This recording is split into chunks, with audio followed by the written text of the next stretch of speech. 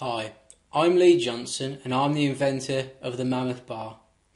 I invented it to make my job as a carpenter and joiner easier, quicker and safer. I will show you how.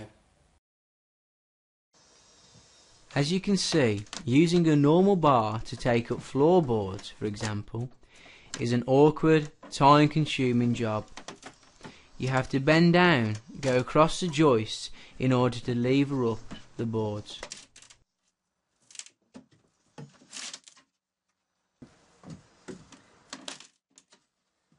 Using the Mammoth Bar makes the job easier, quicker and safer.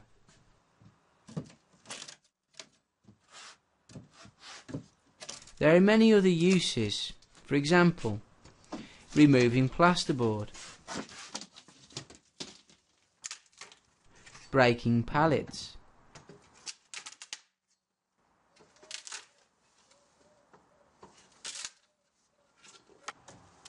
removing roof laths,